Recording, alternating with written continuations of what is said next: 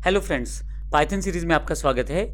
इस सेशन में हम पाइथन की इंट्रोडक्शन लेने वाले हैं, यानी कि उसकी प्रारंभिक जानकारी, पाइथन है क्या और हम इसको क्यों प्रयोग करने वाले हैं। सबसे पहले मैं आपको बता दूं, पाइथन एक लैंग्वेज है, अर्थात जिसके साथ आप प्रोग्रामिंग कर सकते हैं। और पाइथन के सबसे बड़ा फीचर है कि वो प्रोग्रामिंग लैंग्वेज होने के साथ साथ ऑब्जेक्ट ओरिएंटेड प्रोग्रामिंग लैंग्वेज है, जिसमें आप क्लासेस, ऑब्जेक्ट्स के साथ कार्य कर सकते हैं।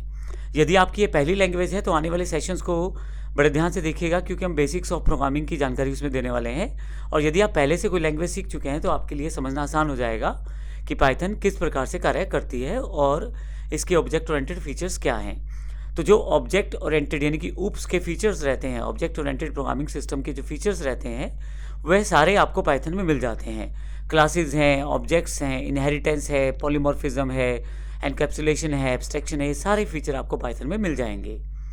पाइथन का सबसे बड़ा प्रयोग होने वाला कारण ये है कि बड़ी आसान है सीखने में और फिर कार्य करने में।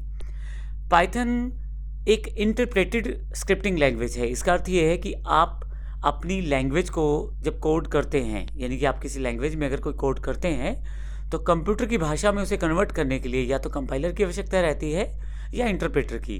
कंपाइलर पूरे के सारे कोड को एक साथ ही कंपाइल करता है, जबकि इंटरप्रेटर जो है वो लाइन बाय लाइन कन्वर्ट करता है आपकी दी हुई लैंग्वेज को कंप्यूटर की भाषा में कन्वर्जन के लिए। तो जो पाइथन है वो इंटरप्रेटेड लैंग्वेज है, यानी कि पाइथन इंटरप्रेटर बेस्ड लैंग्वेज है।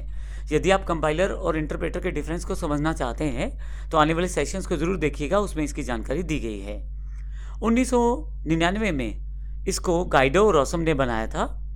Python C language based language है, यानी कि इसका जो बेसिक आधार है वो सी लैंग्वेज है।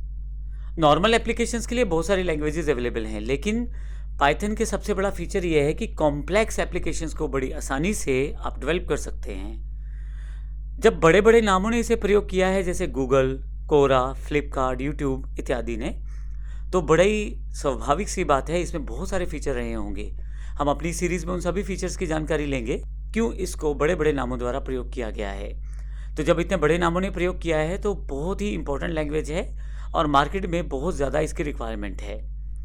पाइथन का प्रयोग अलग अलग इंडस्ट्रीज़ में किया जा रहा है, जैसे वेब डेवलपमेंट, साइंटिफिकली और मैथमेटिकली वर्कआउट्स के लिए, एप्लीकेशन बेस्ड ग्राफिकल इंटरफेसेस को डिज़ाइन करने के लिए।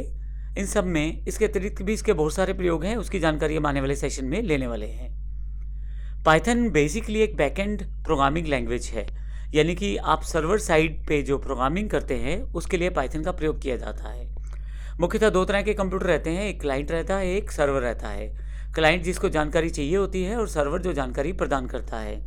तो जो जानकारी प्रदान करता है उस तरफ की प्रोग्रामिंग के लिए मुख्यतः पाइथन का प्रयोग किया जाता है। पाइथन एक इम्पोर्टेंट लैंग्वेज है और इससे रिलेटेड रिसोर्सेज आपको फ्री अवेलेबल हैं python.org पे, जिसका लिंक मैंने यहाँ दिया है। तो आप इसकी अधिक जानकारी पाइथन की वेबसाइट, ऑफिशियल वेबसाइट पे भी प्राप्त कर सकते हैं।